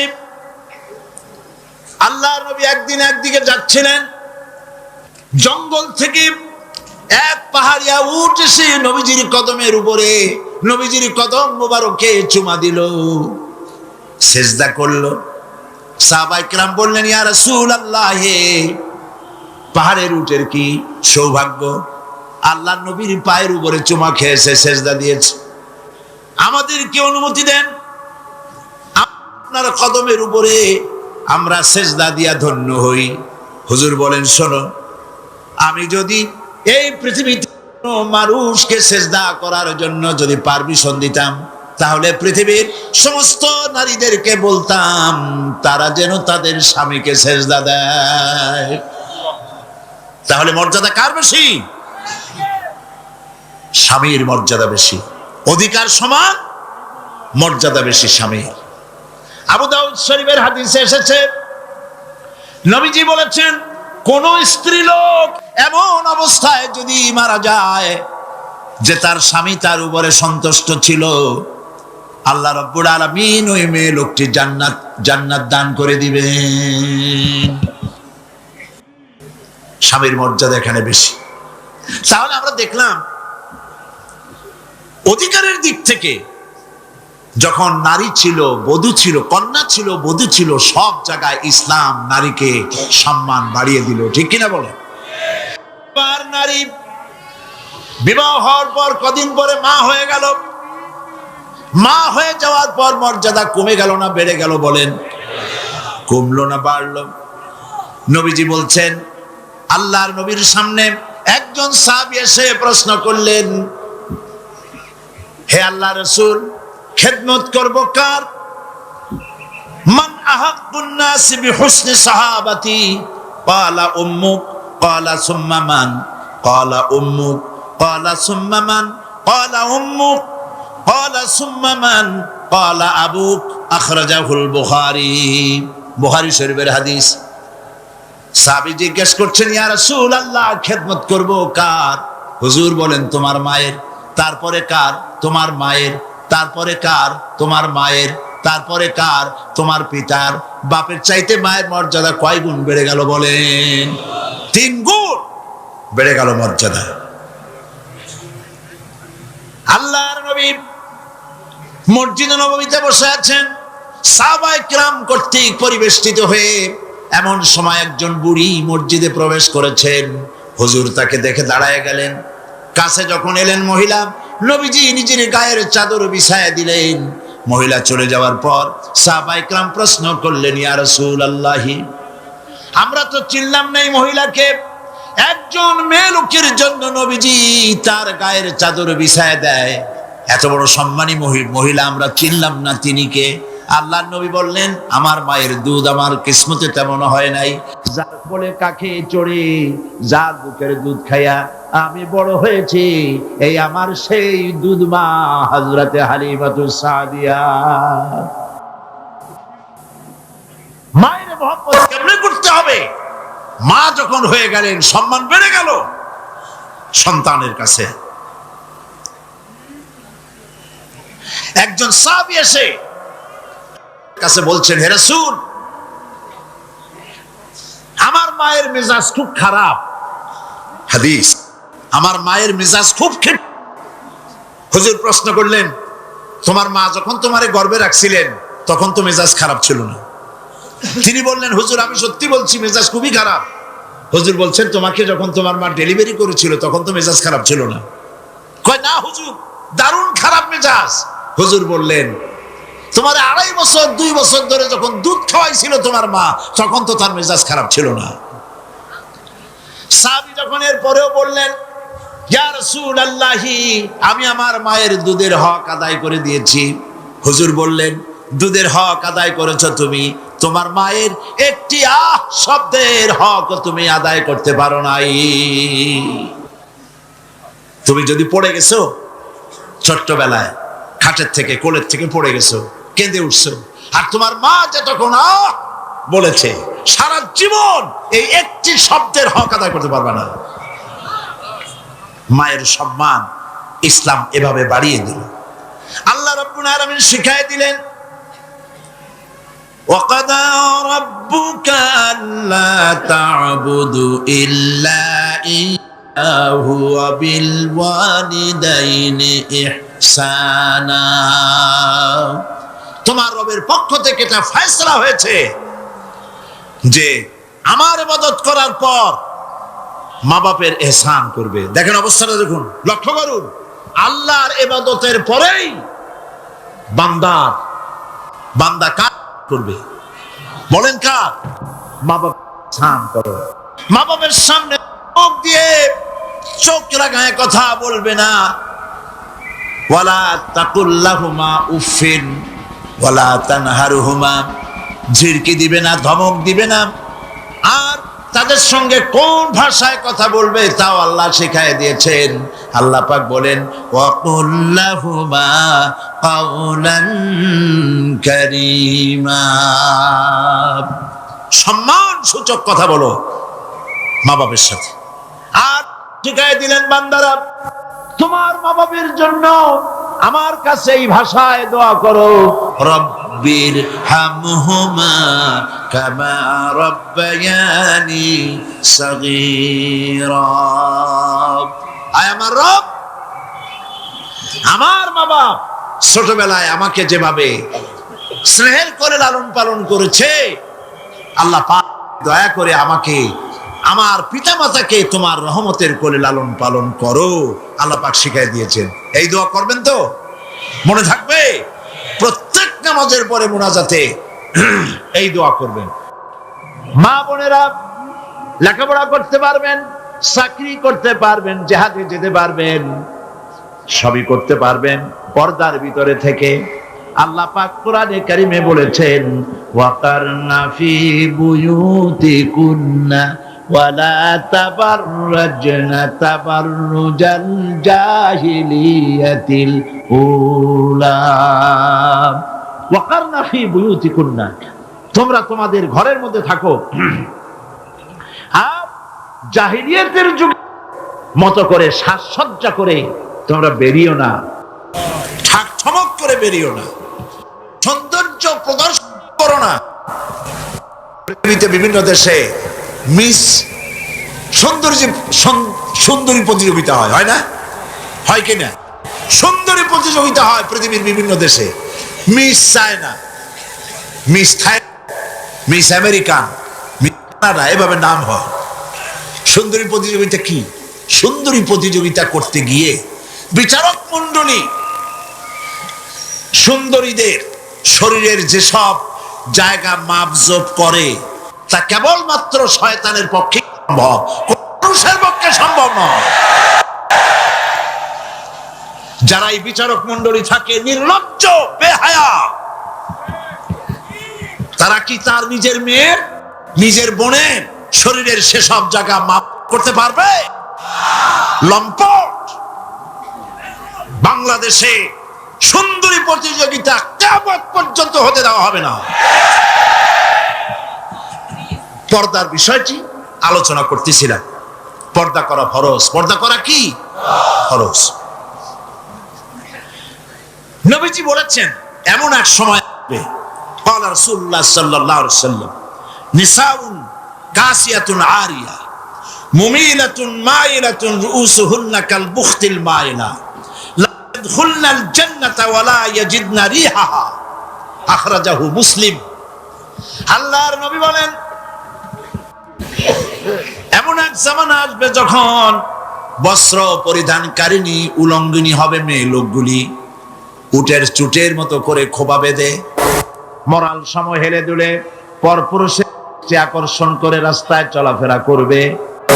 এদের এরা জান্নাতীর কথা, জান্নাতের সুঘ্রাণও এদের নাকে প্রবেশ করবে না। কাসিয়াতুল আরিয়া, বস্ত্র পরিধানকারিণী উলঙ্গিনী। কথা শুনতেছেন আপনারা? বুঝতে পারতেছেন? বস্ত্র পরিধানকারিণী উলঙ্গিনী, কাপড় পরছে, যা পরাও যা, না পরাও তাই, জান্নাতে যেতে পারবে না। এই জন্য অশালীন পোশাক বাদ দিতে হবে। রাসূলুল্লাহ বলেছেন আরাফাতের ময়দানে, তোমরা যেমন খাবে তোমাদের মেয়েদেরকে, স্ত্রীদেরকে তেমন পরাবে, তোমরা যেমন খাবে তেমন তাদের খাওয়াবে, তোমরা যেমন পরবে তেমন তাদেরকে পরাবে। কেউ কেউ এর অর্থ করেছে যেমন খাবো তেমন খাওয়াবো, এটা তো ঠিক আছে, যেমন পরি তেমন তাদেরই পরাতে হবে। তো পুরুষও প্যান্ট শার্ট পরে মেয়েদেরকেও প্যান্ট শার্ট পরানো শুরু করছে, নাউজুবিল্লাহ বলে। কিয়ামতের অনেকগুলি আলামত আছে। হযরত আলী রাদিয়াল্লাহু তাআলা হাদিস রওয়ায়াত করেছেন, কিয়ামতের পূর্বে 15টি লক্ষণ প্রকাশ পাবে, তিরমিজি শরীফের হাদিস। তার মধ্যে একটি লক্ষণ হলো এই, মেয়েরা পুরুষের পোশাক পরবে, পুরুষরা মেয়েদের পোশাক পরবে। এটা তো শুরু হয়ে গেছে, শুরু হয়েছে কিনা? মেয়েরা, আমাদের দেশেও এই প্রচলন শুরু হয়েছে। কোন কোন ক্ষেত্রে মহিলারা প্যান্ট শার্ট ইত্যাদি চাদরবিহীন এগুলি পরে রাস্তায় বেরোনো শুরু হয়ে গেছে। আর পুরুষগুলি, আমাদের দেশে এগুলি কম, বিদেশে দেখেছি কানে দুল পরে। আমাদের দেশে দুল পরা শুরু করছে কিনা আমার চোখে এখনো পড়ে নাই। আছে? আমি তো এত খতায় দেখি, তারপরেও আমার নজরে পড়ে নাই। তবে চেন পরা দেখেছি, সোনার চেন বহু নজরে পড়েছে। চেন গলায় পরে পুরুষ মাঘের পৌষের প্রচন্ড শীতে সামনের 3-4টা বোতাম খোলা রাখে, যাতে মানুষে বুঝে উনি একখান কিছু পড়ছেন। হারাম, হারাম। পুরুষের জন্য একটি স্বর্ণ জায়েজ নাই। কারো যদি থাকে এগুলি খুলে আজই, বউ থাকলে বউরে দাও, না থাকলে বোনেরে দাও, থাকলে কিছু যদি না থাকে বাক্সে উঠায় রাখো, বউ আসলে তারে পরাই দিও, তোমার জন্য হারাম। বিদেশে কানে দুল পরে, নাকে ফুল পরে। আমি অবাক হয়েছি, ঠোঁটে রিং, ঠোঁটে জিহ্বাও রিং পরে। ভাত খায় কেমনে আল্লাহই জানে। শয়তান কারে বলে না, আমার দেশে জিহ্বা আর ঠোঁটে রিং আমি দেখিনি। আমি ইউরোপ আমেরিকা দেখেছি, মাথার চুল চতুর্দিক থেকে কেটে মাথার চান্দির উপরে তালপট্টির দ্বীপের মতো বানায় রাখে, আবার দুই দিক থেকে কামাইয়া মাথার উপরে তাল পাতার মতো রঙিন করে চুল খাড়া করে রাখে, আবার পিছনের চুল ছোট ছোট কেটে, ছোট করে কেটে ওইখানে বাড়ির নম্বর, রোড নম্বর, টেলিফোন নম্বর লিখে রাখে। আমি দেখে বলছি, শয়তানে যদি এই সব দেখে আলী কানবে আর বলবে যে আমি শয়তান হয়েছিলাম কেন। কত মারাত্মক হয়ে গেছে মানুষ, এই শয়তানদের অনুকরণ করে, নাউজুবিল্লাহ বলে। এই জন্য পোশাকের ব্যাপারে মা বোনরা কেমন পোশাক পরবে আল্লাহ পাক কোরআনের মধ্যে বলে দিয়েছেন। ওরা সমান অধিকার দিতে চায়, নারীকে পুরুষ বানায়া পুরুষের সমান অধিকার দিতে চায়, আর ইসলাম নারীকে নারীর মর্যাদায় রেখে পুরুষের সমান অধিকার। কথাটায় পার্থক্য আছে কি নাই? বুঝতে পেরেছেন কিনা? নারী পোশাক শালীন, মার্জিত। আল্লাহ পাক কোরআন শরীফের মধ্যে বলেছেন, মহিলারা এমন একটা কাপড় পরবে, যেই কাপড়টা এমন শাড়ি পরার পর অথবা সালোয়ার কামিজ পরার পর, কাপড় পরার পর এর উপর একটা চাদর পরবে, এমন যেই চাদরটা মাথাটা, গলাটা, বুকটা ঢেকে যায়, এমন একটি চাদর পরা আল্লাহ পাক ফরজ করে দিয়েছেন প্রত্যেকটি বয়সপ্রাপ্ত নারী পরে। সেই জন্য মা বোনদেরকে তাদের কাপড় চোপড় শালীন হতে হবে। কোরআন শরীফে আল্লাহ পাক বলেছেন, ওয়ালা তাকরাবুজ জিনা ইন্নাহু কানা ফাহিশাতান ওয়া সা সাবিলা। জিনা করার কথা, জিনার নিকটবর্তীও হয় না। এখন জিনার নিকটবর্তী কিভাবে হয়? জিনা করা তো দূরের কথা, জেনার কাছেও যাও না। জেনার কাছে যাওয়ার জন্য এগুলি হচ্ছে রুট, অশ্লীল গান, অশ্লীল বাজনা, সৌন্দর্য প্রতিযোগিতা, নারীদের অশালীন অমার্জিত কাপড় চোপড় পরে রাস্তায় বেরোনো, এগুলি জিনা ব্যভিচার পথকে বাড়িয়ে দেয়। বলেন নাউযুবিল্লাহি মিন যালিক। এই জন্য মহিলাদের চাদর পরার কথা বলা হয়েছে, বোরকা কথা বলা হয়েছে, হিজাব এবং নিকাব পরার কথা বলা হয়েছে। মহিলাদের ঘরই হচ্ছে তাদের জন্য জিহাদ। জিহাদের ফজিলত বয়ান করার পর মা বোন জিজ্ঞেস করেছেন, হে রাসূল, আমাদের জিহাদের উপায় কি? হুজুর বলেছেন, আলাইকুন্না বিল বাইতি ফাইন্নাহুম জিহাদুকুন্না। তুমি ঘরে থাকো, ঘরটাই তোমার জন্য জিহাদ। সন্তান প্রতিপালন করা, এটাই তোমার জন্য জিহাদ। নারীরা ব্যবসা করতে পারবে, রাজনীতি করতে পারবে, সমাজনীতি করতে পারবে, সব পারবে, কিন্তু পুরুষের সাথে অবাধ মেলামেশা থেকে নিজেকে অবশ্যই দূরত্ব ব্যবধান রেখে তাকে চলতে হবে। অবাধ মেলামেশাকে ইসলাম হারাম করেছে। আর নারীদের জন্য নবী করিম সাল্লাল্লাহু আলাইহি ওয়াসাল্লাম বলেছেন, আল মারআতু ইযা সাল্লাত খামসাহা ওয়া সামাত শাহরাহা ওয়া আতাত বালাহা ওয়া আহসানাত ফারজাহা।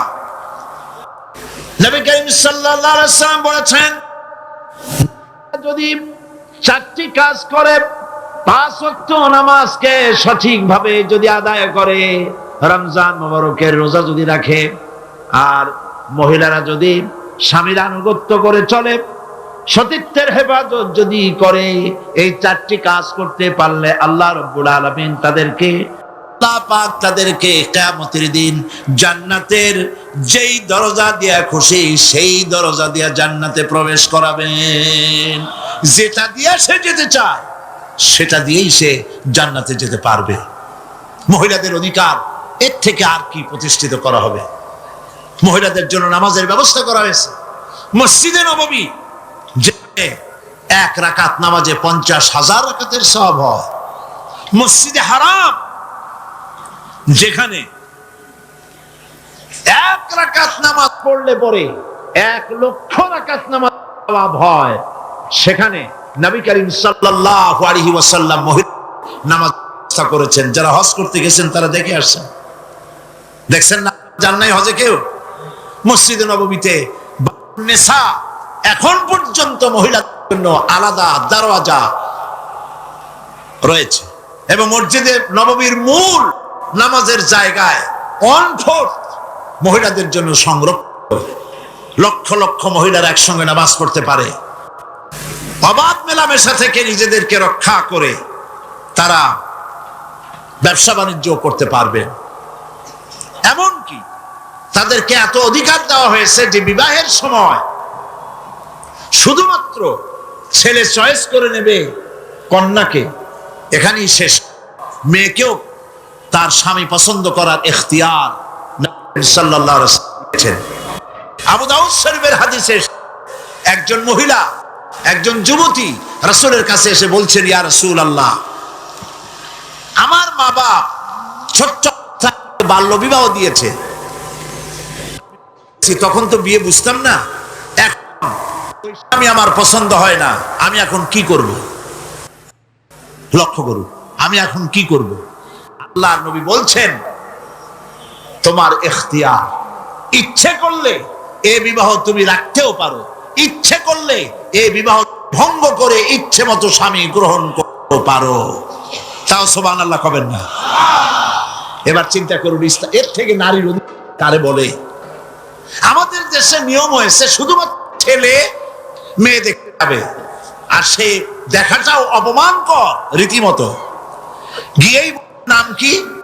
তো বলবে আমার নাম বিলকিস অথবা আকাশ খাতুন অথবা এই জাতীয়। এখন তো নামগুলি খুব একেবারে বেকায়দা মনেও থাকে, একটা নাম বলে দিল। আচ্ছা দেখি মাথার কাপড় ফালাও, চুল কেমন দেখি, হাঁটো দেখি, দাঁতগুলো বাইর করো। আশ্চর্য কথা, আপনি দাঁত দেখতে গেছেন নাকি গাবতলিতে গরু কিনতে গেছেন নাকি? কি অমর্যাদা কর!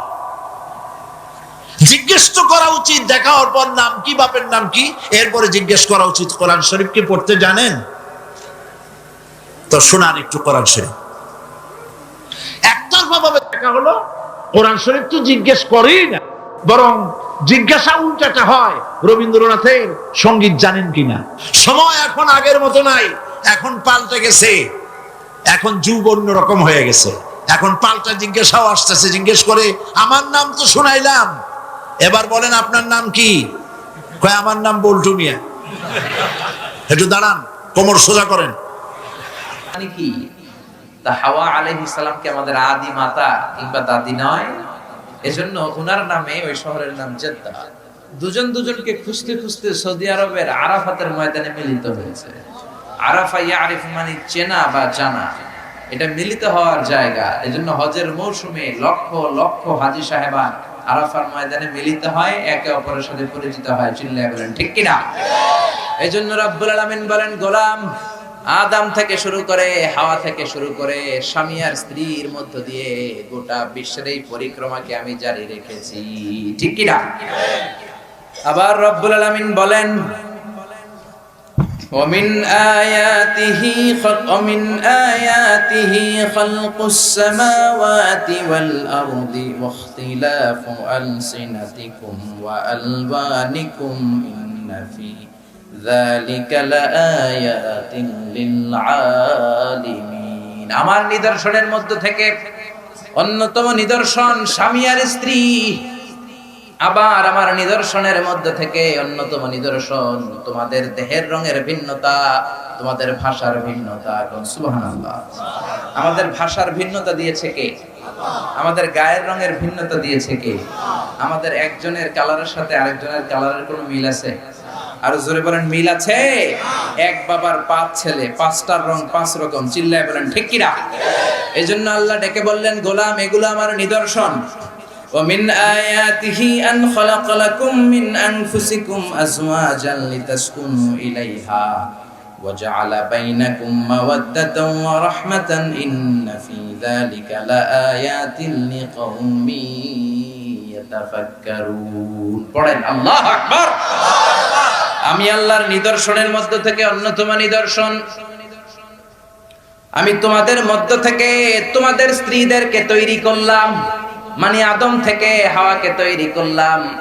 আদমের বাম পাজরের সব চাইতে বাঁকা হাড় থেকে সাইয়্যিদাতুনা হাওয়াকে তৈরি করেছে কে? আল্লাহ। বক্র হাড় থেকে তৈরি। এজন্য নারীদের মধ্যে একটু বক্রতা আছে না নাই? চিল্লায় বলেন।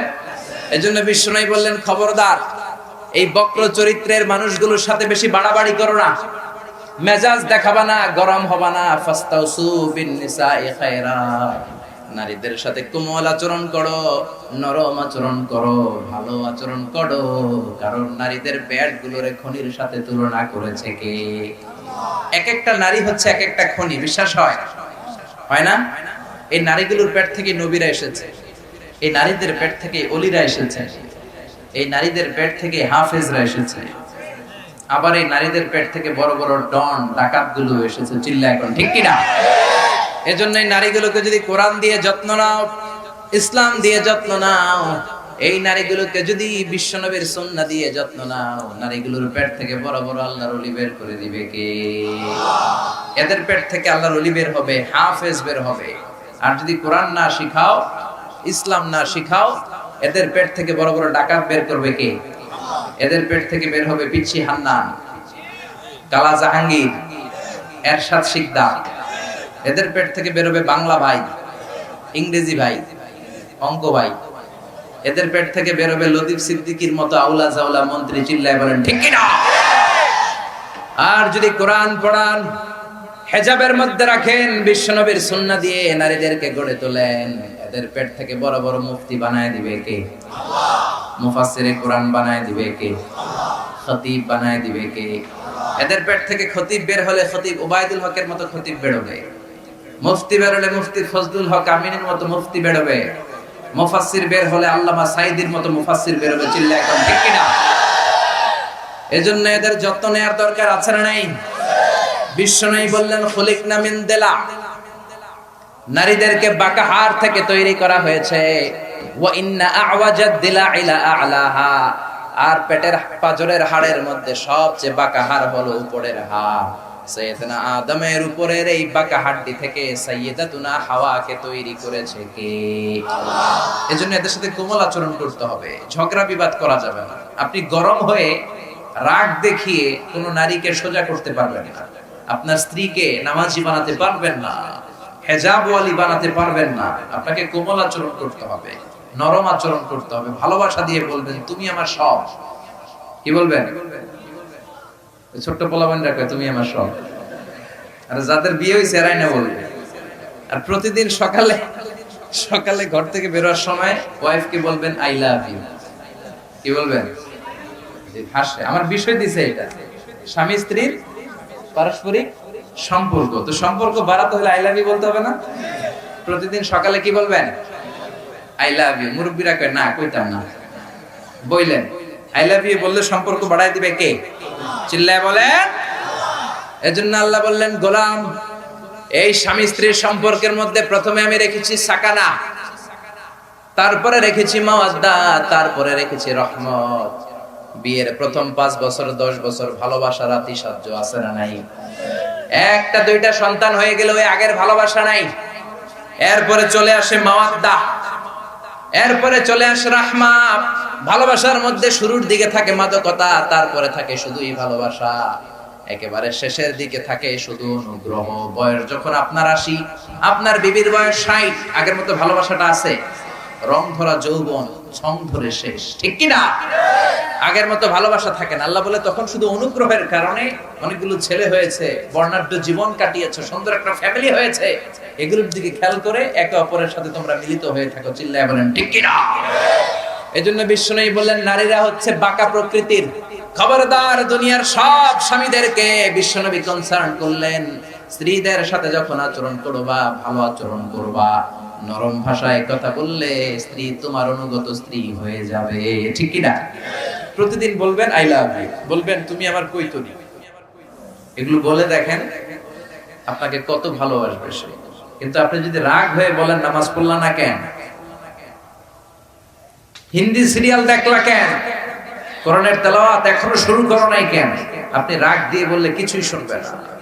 মেয়েদেরকে বিশ্বনবী বলেছেন রিফকাম বিল কাওয়ারি, কাচের গ্লাসের সাথে তুলনা করলেন।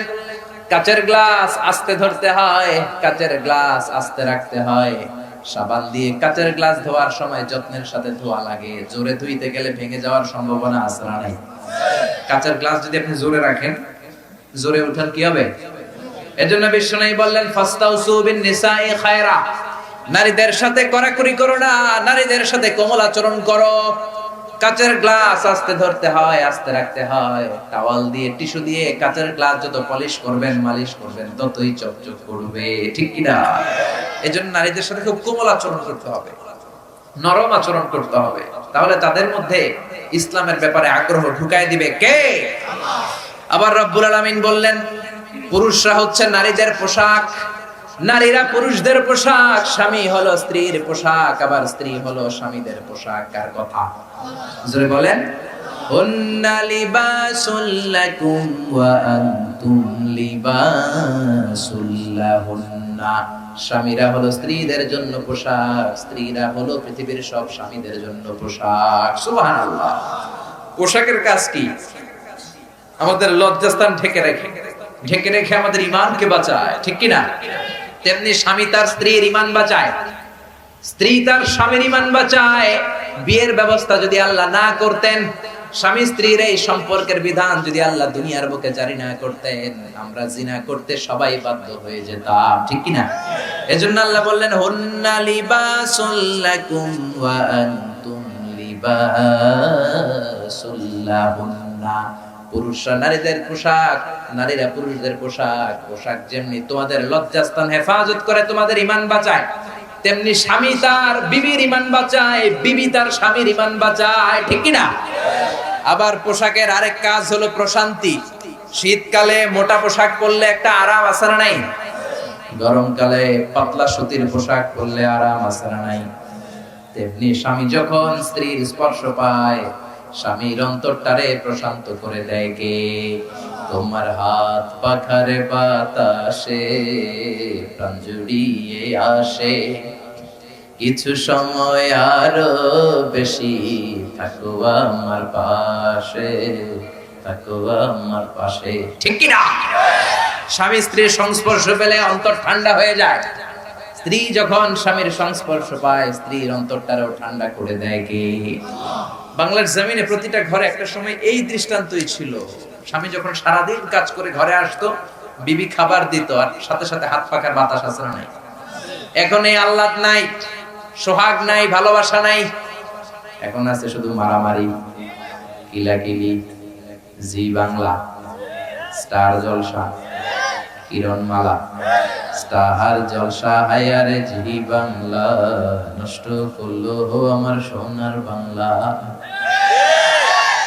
এলাকায় আছে মহিলারা পাগল হয়ে গেছে, স্টার জলসা, জি বাংলা, হিন্দি সিরিয়ালের মুরিদ হয়ে গেছে। চিল্লা বলেন ঠিক কিনা? সন্তানের খবর নাই, স্বামীর খবর নাই, খালি কিরণমালা কখন হবে। সারাদিন না খেয়ে থাকতে পারে, রোজা রেখে থাকতে পারে, মাগার কিরণমালারে ছাড়তে পারে।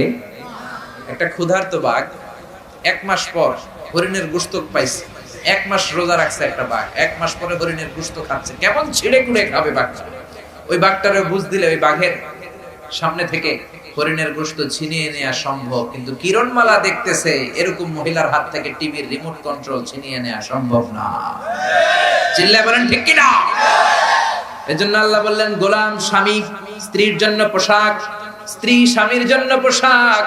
একে অপরের স্পর্শ পেলে অন্তরটারে ঠান্ডা করে দেয় কে? একটা সময় ছিল ঠিকই বিবিরা হাত পাকার বাতাস দিত, স্বামীকে খাবার দিত আর প্লেটের মধ্যে খাবার তুলে দিত। এখন বিবির সময়ে বিবি খায়, স্বামীর সময়ে স্বামী খায়, ছেলে মেয়েদের সময়ে ছেলে মেয়েরা খায়। একসাথে যে বসবে সবাই একটু সময় কাটাবে, খাবে, এই সুযোগটাই নাই। এখন এক একটা ঘর হয়ে গেছে জাহান্নামের টুকরা। চিল্লা এখন ঠিক কিনা? আবার আল্লাহ ডেকে বললেন, গোলাম নারীরা হচ্ছে তোমাদের শস্য ক্ষেত। দুনিয়ার সব স্বামীদেরকে বলল, স্বামীরা তোমাদের বিবিরা হলো তোমাদের শস্য ক্ষেত। নিসাউকুম হারসুল লাকুম ফাআতু হারসাকুম আন্না শি'তুম। নারীরা তোমাদের শস্য ক্ষেত। শস্য ক্ষেতের যত্ন নেওয়ার দরকার আছে না নাই? শস্য ক্ষেতে আমরা নিড়ানি দেই, সেচ দেই, কীটনাশক দেই, আগাছা পরিষ্কার করি, তারপরে কয়েক মাস পরে আমাদের ঘরে ফসল তুলে দেয় কে? নারীরাও শস্য ক্ষেত। এই নারীকে যদি কোরআন দিয়ে যত্ন নাও, নারীকে যদি ইসলামী সাহিত্য দিয়ে যত্ন নাও, নারীর হাতে যদি কোরআন তুলে দাও, ইসলামী সাহিত্য তুলে দাও, বিশ্বনবীর হাদিসগুলো তুলে দাও, নারীর দেহের উপরে চমৎকার যদি একটা পর্দা উঠিয়ে দাও, নারীর পেট থেকে বড় বড় আল্লাহর ওলি বের করে দিবে কে? এজন্য নারীদের সাথে কোমল আচরণের দৃষ্টান্ত স্থাপন করতে হবে। আপনি শক্ত হলে কাজ হবে না, নারীর প্রশংসা করবেন। সব স্বামীরা নারীর প্রশংসা করবেন, নারীরা প্রশংসা শুনতে পছন্দ করে। আপনি 10,000 টাকা দামের জামদানি শাড়ি কিনে দিলেও একটা নারী, আপনার স্ত্রী, ততটা খুশি হবে না যতটা খুশি হবে তার রান্নার প্রশংসা করলে, তার সৌন্দর্যের প্রশংসা করলে, তার বিভিন্ন জিনিসের প্রশংসা যদি আপনি করেন। আপনি যদি বলেন তুমি সুন্দরী, তুমি অনন্যা, তুমি সুস্নিগ্ধা, তুমি প্রিয়ংবদা, তুমি সুহাসিনী, সুকেশিনী, সুভাসিনী, অসূর্যম পোষা, মেঘ কালো কেশ, কাজল কালো চুল, হরিণের মতো ডাগর ডাগর তোমার দুটি চোখ, এরকম আপনি বলে দেখেন, খুশি হয়ে যাবে। আপনার বউ আপনার জন্য সাজে, আপনি প্রশংসা করেন না, করে আরেকজন, ঝামেলা আসরা নাই? আপনার বউ লিপস্টিক দিল, মাথায় বেনি পাকালো, ফুল দিল, সাজলো আপনার জন্য, একদিন আপনি বললেন না তুমি সুন্দরী। এখন পাশের ঘরের কোনো লোক যদি বলে, পাশের ফ্ল্যাটের কেউ যদি বলে, ভাবি আপনি অনেক সুন্দরী, আপনি অনন্যা, অসাধারণ, আপনি the most beautiful lady in Bangladesh, বাংলাদেশের সবচেয়ে সুন্দরী নারী আপনি, ভেজাল আছে না? কথা বলেন। বিয়ে করলেন আপনি, মোহরানা দিলেন আপনি, সব দায়িত্ব আপনার, সৌন্দর্যের প্রশংসা করে পাশের ফ্ল্যাটের বড় ভাই, ভেজাল আছে না নাই? এজন্য আপনার বিবির প্রশংসা আপনি করবেন। বিশ্বনবী সাল্লাল্লাহু আলাইহি ওয়াসাল্লাম মক্কায় সবচেয়ে বড় উন্নত মানের কুক ছিলেন, শেফ ছিলেন, চমৎকার রান্না করতে জানতেন। এটা অনেকে জানেই না। মা মিন নাবিয়্যিন ইল্লা রাআল গানাম, পৃথিবীতে যত নবী এসেছে সব নবীরা ছাগল চড়াতেন। তো বিশ্বনবী এই ছাগলের রাখাল হওয়ার কারণে বিশ্বনবী সাল্লাল্লাহু আলাইহি ওয়াসাল্লাম প্রায় ছাগল জবাই করে মক্কার কাফেরদের খাওয়াতেন।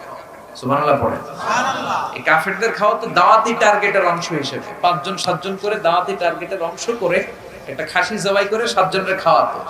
এজন্য পুরো মক্কার লোক বিশ্বনবীর উপাধি দিয়েছে সাদিক আল আমিন, যে এর চেয়ে ভালো লোক আর হয় না, সত্যবাদী, বিশ্বাসী। সুবহানাল্লাহ।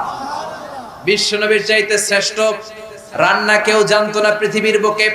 মক্কার জমিনে বিশ্বনবীর চাইতে চমৎকার রান্না কারো জানা নাই। তারপরেও বিশ্বনবী সব সময় ওনার প্রথম বউ খাদিজার রান্নার প্রশংসা করতে, সবসময় বলতেন, খাদিজা তোমার রান্না বড় চমৎকার হয়েছে। আয়েশারে বলতেন, আয়েশা তোমার রান্না বড় চমৎকার হয়েছে।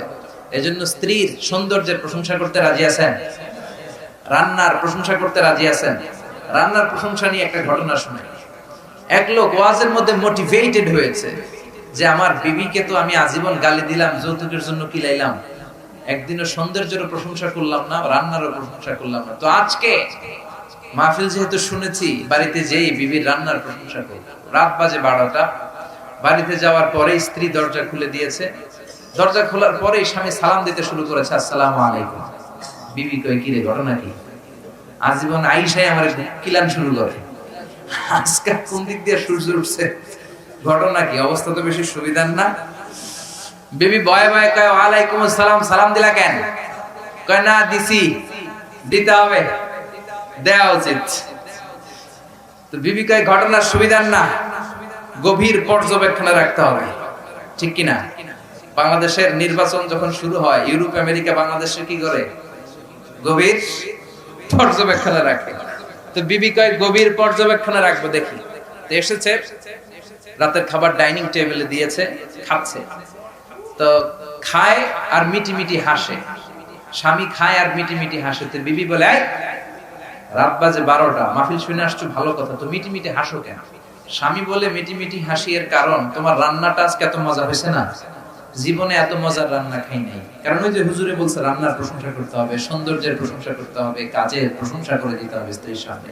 তো তোমার আজকের গরুর গোশতের রান্নাটা এত মজা হয়েছে, আমার জীবনে এত মজার রান্না খাই নাই। রান্না মজা হয়েছে শুনে বিবি তো তেলে বেগুনে জ্বলে উঠছে। কি রান্না মজা হয়েছে মানে? বিগত 10 বছর ধরে তোমার রান্না করে খাওয়াই, একদিনও রান্নার প্রশংসা করলা না। আর আজকে পাশের ঘরের ভাবি একটু গরুর গোশতের তরকারি পাঠাইছিল, ওই গরুর গোশতের তরকারি দিয়া তোমার রাতের খাবারটা দিছিলাম। রাতে আর রান্না বান্না আমি কিছু করি নাই, ওই বেডির হাতের রান্না তোমার এত ভালো লাগছে, খাওয়া জন্মের খাওয়া, আর রান্ধুন না। 5 বছর তোমাদের মধ্যে সাকানা থাকে, স্বামী স্ত্রীরে পেলে ভালোবাসায় আপ্লুত হয়ে যায়, আবেগে ভালোবাসায় টইটুম্বুর। 5টা বছর যখন চলে যায়, রং ধরা যৌবন ঝম ধরে শেষ। 2-3টা বাচ্চা হয়ে গেলে আগের ভালোবাসাটা থাকে না, ঠিক কিনা?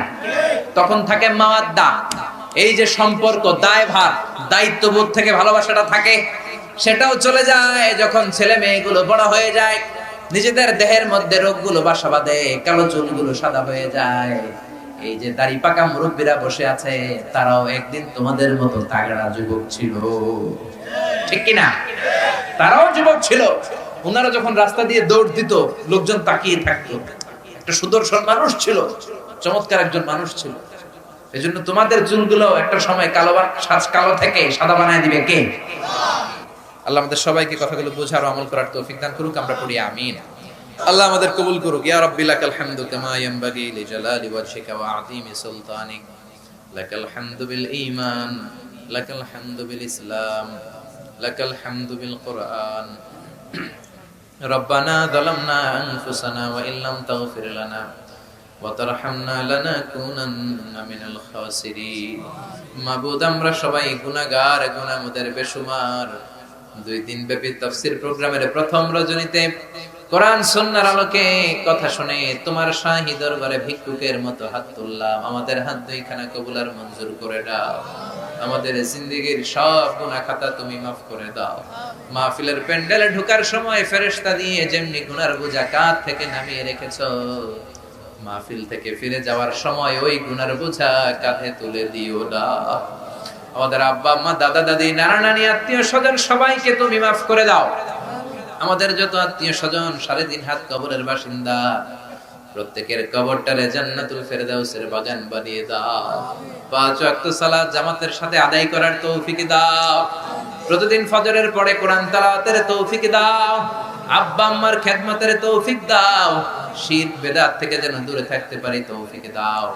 যে পথে চললে তুমি খুশি ওই পথে চলার তৌফিক দাও। আমাদের মধ্য থেকে যারা অসুস্থ তাদেরকে সুস্থ করে দাও।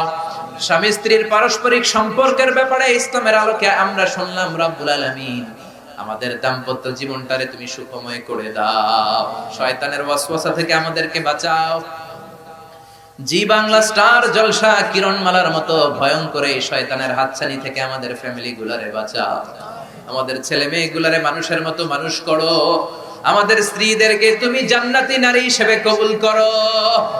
সাইয়্যিদাতুনা খাদিজার মতো, আয়েশার মতো, ফাতেমার মতো মহিষী নারী হিসেবে কবুল করে দাও। আমাদের ফ্যামিলি গুলারে জান্নাতি ফ্যামিলি হিসেবে কবুল করে দাও। আমাদের ঘরে ঘরে শান্তি দাও। আমাদের ঘরটারে তুমি তোমার রহমত বরকত আর নূর দিয়ে সিক্ত করে দাও। এ দেশের উপর তোমার খাস রহমত আর বরকত নাজিল করে দাও। যেই যুবক ছেলেগুলো গত কয়েকদিন ধরে তাদের কষ্টের ফসল হিসেবে আজকের প্রোগ্রাম, আমার যুবক ভাইদেরকে তুমি কবুল করে দাও। সাইয়েদনা ওমরের মতো, আমির হামজার মতো, খালিদ বিন ওয়ালিদের মতো ইসলামের বীর সেনানী হিসেবে কবুল করে নাও। রব্বুল আলামিন কোরআন সুন্নাহ অনুযায়ী যেন আমরা আমাদের জীবন পরিচালনা করতে পারি তৌফিক দাও। আমার যখন ফুরাবে দিন আসবে গহীন রাতি, থেকো আল্লাহ দু নয়নে হয়ে চির সাথী। আসবে গহীন রাতি। রব্বুল আলামিন ক্ষণস্থায়ী দুনিয়া ছেড়ে, এই দুনিয়ার মোহ ছেড়ে, মায়া ছেড়ে, এই দুনিয়ার বাড়ি ছেড়ে, ঘর ছেড়ে পরপারের দিকে যেদিন পাড়ি জমাবো, বিশ্বনবীর শেখানো ওই মধুর কালিমাটুকু আমাদের জবানে তুমি তখন জারি করে দিও, লা ইলাহা ইল্লাল্লাহু মুহাম্মাদুর রাসূলুল্লাহ।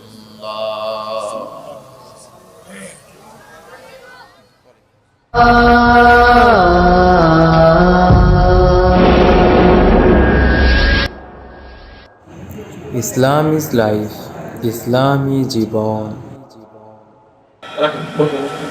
বয়ানের মাঝখানে এই কারেন্ট কেন এগুলো যেগুলো দিয়ে মাঝখানে বয়ানের মাঝখানে নেওয়া যায়, এত টাকা দিয়ে ভাড়া আনে, একটা কষ্ট করে কিনলেই তো হয়ে যায়। এই 1965 সালের মাইক নিয়ে আসছে। আপনারা আমার দিকে খেয়াল করেন, বয়ানের একটা ছন্দ মিল আছে, এগুলো নষ্ট হয়ে যায়। কষ্ট আপনার এই জন্য সেরা দিচ্ছি, দরকার নাই। তাই हमें तू दोस्त बना ले, हमें तू मस्ती बना दे, हमें तू प्यार बना ले, हमें तू यार बना ले, हमें तू प्यार बना ले, हमें तू यार बना ले। तो खुदा बंद यमीनी, तो खुदा बंद शिमाली, तो खुदा बंद यमीनी, तो खुदा बंद शिमाली, तो खुदा बंद अराधी, तो खुदा बंद समावी, तो खुदा बंद अराधी, तो खुदा बंद समावी, तो खुदा मालिक फिरदौस, खुदा खालिक तू ना, तो खुदा मालिक फिरदौस, खुदा खालिक तू ना, तू न फरमानु के रहमन, तू गुनहगारू के गफ्फार, तू न फरमानु के रहमन, तू गुनहगारू के गफ्फार। কেন জবান যেন বন্ধ থাকে না, চিৎকার দিয়ে বলি না আল্লাহু আকবার। এবার আল্লাহ আমাদেরকে ওই জান্নাতের কাছে নিবেন, ওই জান্নাতের কাছে আল্লাহ আমাদেরকে যখন নিবেন, জান্নাতীরা জান্নাতের কাছে যাবে। 40 বছর দূর থেকে জান্নাতীরা জান্নাতের কাছে যাবে। জোরে বলেন কয় বছর দূর থেকে? কমপক্ষে 40 বছর দূর থেকে জান্নাতীরা জান্নাতের কাছে যখন যাবে, তখন হুজুর কেমনে যাবে? হাসরের ময়দান থেকে জান্নাতের দূরত্ব কমপক্ষে 40 বছরের রাস্তা হবে। হযরত এত দূরের পথ পায়ে হাঁটা যাওয়া কি সম্ভব হবে? জান্নাতের কাছে পায়ে হেঁটে যাওয়া সম্ভব হবে? কারণ পায়ে হেঁটে তো যেতে পারবে না, তাহলে ওখানে কেমনে যাবে? কোন গাড়ির ব্যবস্থা থাকবে কিনা? কোন বিমানের ব্যবস্থা থাকবে কিনা? কোন ইউরোপ্লেনের ব্যবস্থা থাকবে কিনা? উত্তর হলো না না না, দুনিয়ার কোন গাড়ির ব্যবস্থা থাকবে না, দুনিয়ার কোন R15 এর ব্যবস্থা থাকবে না, দুনিয়ার কোন BMW এর ব্যবস্থা থাকবে না, জান্নাতে দুনিয়ার কোন ল্যান্ড ক্রুজারের ব্যবস্থা থাকবে না, দুনিয়ার কোন প্রিমিয়ার ব্যবস্থা থাকবে না, দুনিয়ার কোন হেলিকপ্টারের ব্যবস্থা থাকবে না, দুনিয়ার কোন ইউরোপ্লেনের ব্যবস্থা থাকবে না। জান্নাতে আল্লাহ জান্নাতীদেরকে নিবেন কোন গাড়ি দিয়া? আল্লাহ জান্নাতি গাড়ি জান্নাতীদের জন্য ব্যবস্থা করে রাখবেন। জান্নাতি গাড়িতে উঠা জান্নাতি বান্দারা বীর দরবে বাদশাহী মেজাজে 40 বছরের পাপ মুহূর্তের মধ্যে অতিক্রম করে ফেলবে। সেই গাড়ি কোন গাড়ি? সেই গাড়ি হলো মেরাজের রজনীতে নবীজিকে আল্লাহ উম্মে হানির ঘর থেকে ঘুম থেকে জাগাইয়া জমজমের পাশে শুয়াইয়া বুকের থেকে নাভি পর্যন্ত ফেইরা ভিতর থেকে সবকিছু বের করে এরপর জমজমের পানি দিয়ে ধুইয়া জান্নাত থেকে আনা রেশমির রুমাল দিয়ে ঢাকা ঈমান এবং হিকমতের অক্সিজেন ভিতরে পুশ কইরা হযরতে জিবরাইল এমন করে ইশারা দিয়া সিনায় সিনায় জোড়া লাগাইয়া বুড়াকের পিঠে চড়াইয়া বাইতুল মুকদ্দাস নিয়া সমস্ত নবীদের ইমাম বানাইয়া ইমামুল আম্বিয়া বানাইয়া 7 আসমান দেখাইয়া আর জান্নাত দেখাইয়া 7 জাহান্নাম দেখাইয়া সীমান্তের বড় গাছের কাছে নিয়া রফরফে চড়াইয়া নবীজিকে আল্লাহর কুদরতি পায়ের সামনে কুদরতি হাঁটুর সামনে বসায়া বসায়া নবীজির সাথে লম্বা সময় পর্যন্ত গল্প সর্ব করে। আপনাদের সাউন্ড করবে যেটা ভালো লাগে না, আকাশ পাতাল প্রকম্পিত করে চিৎকার দিয়ে বলি না আবার পারবো তো ইনশাআল্লাহ। আল্লাহ তুমি কবুল করো। হুজুর বারবার বলেন কেন? কেন বারবার বলাই তো বুঝেন না? আল্লাহ আল্লাহ क्या मजा मुर्शिद के मैं खाना में है, अल्लाह अल्लाह क्या मजा मुर्शिद के मैं खाना में है, दोनों आलम की हकीकत एक पैमाने में है, दोनों आलम की हकीकत एक पैमाने में है, फज़कुरूनी अज़कुरुकुम वश्कुरूली वला तकफुरून। গাছও আল্লাহর জিকির করে কিন্তু আল্লাহ গাছের জিকির করে না, পাহাড়ও আল্লাহর জিকির করে কিন্তু আল্লাহ পাহাড়ের জিকির করে না, নদী নালা আল্লাহর জিকির করে কিন্তু আল্লাহ নদী নালার জিকির করে না, আসমান আল্লাহর জিকির করে কিন্তু আল্লাহ আসমানের জিকির করে না, আল্লাহ জমিন আল্লাহর জিকির করে আল্লাহ জমিনের জিকির করে না। কিন্তু আমার মাটির বানানো বান্দা, তোরা আমার এত আদরের মাখলুক, তারা যখন আমি আল্লাহকে একবার আল্লাহ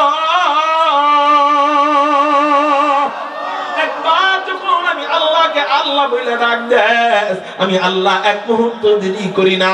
আযকুরুনি আযকুরুকুম, সাথে সাথে আমি আল্লাহ বান্দা বান্দা বলে ডাকা আরম্ভ করে দে। আল্লাহ আল্লাহ क्या मजा मुर्शिद के मैखाना में है, दोनों आलम की हकीकत एक पैमाने में है। নবীজি বলেন তুমি একা একা আল্লাহর নামের জিকির করবা, আল্লাহ একা একা করবে। তুমি ভরা মজলিসে আল্লাহর নামের জিকির করবা, আল্লাহ ভরা মজলিসে তোমার নামের জিকির করবে। এই জন্যই তো বারবার বলাই, মাইন্ড করেন নাকি, রাগ করেন নাকি? তাহলে একটু বলেন না আকাশ পাতাল প্রকম্পিত করে। এইরকম পারবেন তো ইনশাআল্লাহ। আল্লাহ তুমি কবুল করে নাও। সবাই চিৎকার দিয়ে বলি আমিন। তো নবীজিকে যখন আল্লাহ মেরাজের রজনীতে আল্লাহর কাছে নিয়ে যায়, ওই সময় আল্লাহ প্রথম যে গাড়িটা নবীজির জন্য পাঠাইছিলেন, ওই গাড়ির নাম কে বলতে পারবেন? সবাই বলে। এই বুড়াকটা কেমন হাদিসের মধ্যে পাওয়া যায়? এই বুড়াকটা দেখতে খচ্চরের মতো না, আবার গাধার মতো না। এই বুড়াকের দুইটা ডানা আছে। এই বুড়াকের চেহারাটা সুন্দরী রমণীদের মতো দেখা যায়। এই বুড়াকের কালার কেমন? ধবধবে সাদা।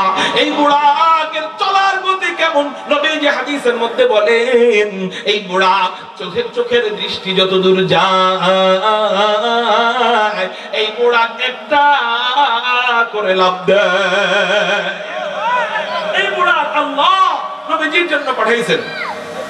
হযরত জিবরাইল বলেন ইয়া রাসূলুল্লাহ ইয়া হাবিবাল্লাহ, এই বুড়াক আল্লাহ আপনার জন্য পাঠাইছেন, আপনি বুড়াকের পিঠের উপরে চড়েন। নবীজি বলেন ও জিবরাইল, আমি বুড়াকের পিঠের উপরে চড়বো। হযরত আকায়ে নামদার তাজদার মদিনা বুড়াকের পিঠের উপরে পা দেয়, আবার পা নামায় ফেলে। হযরত জিবরাইল বলেন ইয়া রাসূলুল্লাহ ইয়া হাবিবাল্লাহ, এই বুড়াক আল্লাহ আপনার জন্য পাঠাইছেন, এই বুড়াক আল্লাহ আপনার জন্য বানাইছেন, আপনি বুড়াকের পিঠের মধ্যে চড়তেছেন না কেন? অসুবিধা কোথায়? বুড়াক কি পছন্দ হয় নাই? নবীজি বলেন ও জিবরাইল, এত চমৎকার যানবাহন এটা আবার পছন্দ হয় না কেমনে? এত সুন্দর যানবাহন এটা আবার পছন্দ হয় না কেমনে? জিবরাইল আমার অনেক পছন্দ হইছে, কিন্তু জিবরাইল আমি এই বুড়াকে চড়তে পারতেছি না। কেন কেন কেন? কয় জিবরাইল আগে একটা যানবাহন, এটা কি শুধু আল্লাহ আমার একার জন্যই বানাইছেন? আমার উম্মতের জন্য কি বানান নাই? আমার উম্মতের জন্য যদি এই বুরাক না বানায়, আমি নবী একা একা বুরাকের পিঠের মধ্যে চড়া মজা নিতে পারবো না। रहमतुल्लिल आलमी खान दश खुदा बंदे करीम, रहमतुल्लिल आलमी खान दश खुदा बंदे करीम, खल्क़ खुल्क़ क़व्ल फ़िअल हदी समझे वो हमीद, वमा अरसलनाका इल्ला रहमतल लिल आलमीन।